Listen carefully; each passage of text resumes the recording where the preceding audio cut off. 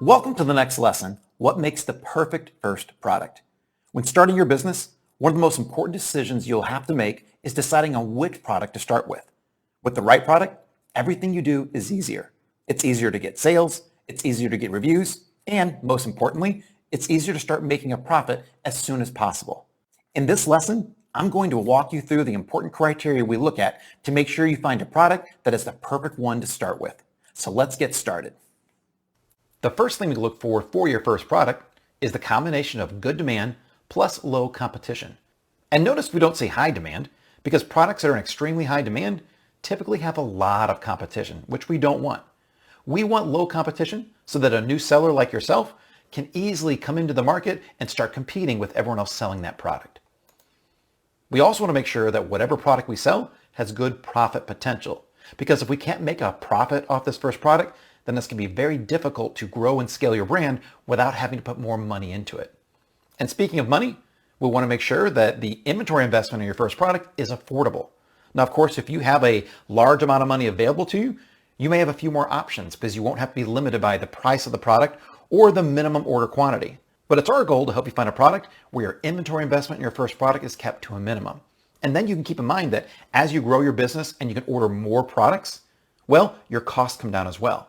When you're able to order a higher quantity from your supplier, the cost per unit goes down, and so does your shipping per unit as well. So whatever your profit margin is for your first product and your first order, it should only get better as you grow your business.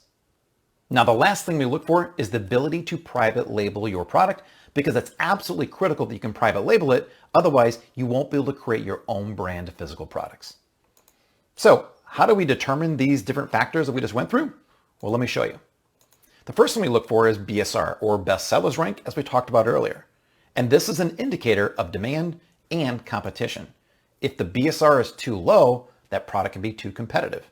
Too high, and there can be not enough demand for that product. The next thing to look at is reviews. That's also an indicator of competition. Too many means that product could be too competitive. We also look at the price. Too low of a price is going to make it hard for you to make a profit. And too high will make it hard to afford inventory. Now, the price plus BSR, that's an indicator of revenue. And the revenue is an indicator of the profit potential. Now, don't worry if you don't understand all this right now. The criteria that we've come up with take care of all of this for you. And speaking of that, let's go review the current starter product criteria again. We want a product that's priced between $17 and $100, that has no competitors with a BSR or best sellers rank less than 100. We want to make sure that the adjusted average reviews of the top 10 competitors is less than 2,000. And remember that we get the adjusted average reviews by removing the top reviewed product from that average. We also want to make sure that there are 3 or more competitors that are selling at least $5,000 a month, that have less than 500 reviews, and that have been selling for longer than 60 days. Plus, we want to have 1 or more competitors that are selling at least $10,000 a month, have less than 900 reviews, and have also been selling for longer than 60 days. Now, if you're worried at all about how you're going to figure all this out when looking at products on Amazon, don't be. The tool that we'll be using to help you find your starter product does all of this for you.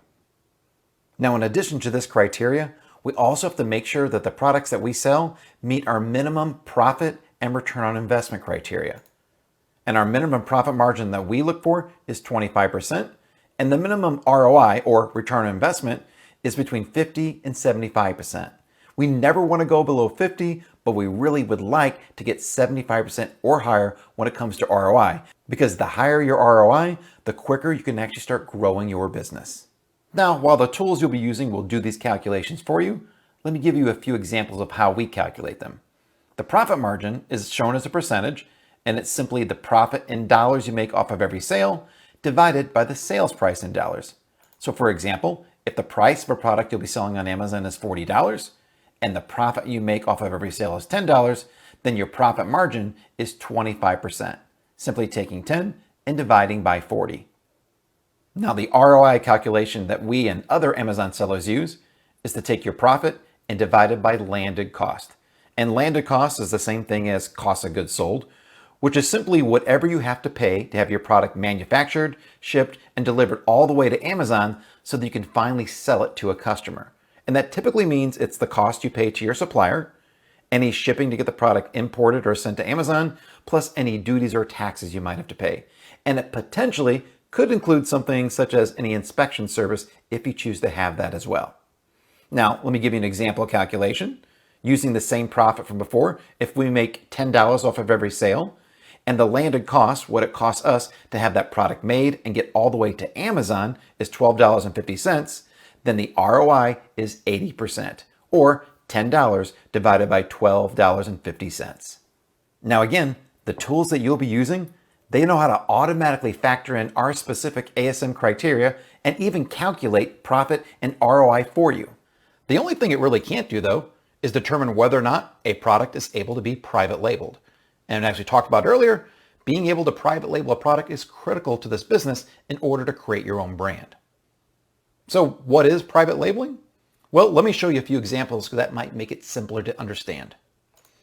Take a look at these 3 different car phone chargers. I believe these go into the air vents of cars. They look pretty much exactly the same. They might have a little bit different design to them and a little different colors, but pretty much these car phone holders are the same type of product. The only thing different on them really is the logo that's been put right in the middle. These sellers have most likely went to Alibaba, which we'll show you how to find later on, found a manufacturer make these products, and then simply have the manufacturer put their logo on these products. This is an example of private labeling. Take a look at these 3 different almost identical shower heads. Again, these products are pretty much the same type of product that can be found in Alibaba, where I'll show you later, but the sellers of them have been able to put their own logo on each one of them to create their own private label brand. Private labeling is actually very simple, and we'll be showing you exactly how to do it in an upcoming lesson. And remember, you must private label your product in order to be able to create a life-changing brand. Now, let's recap what we just covered.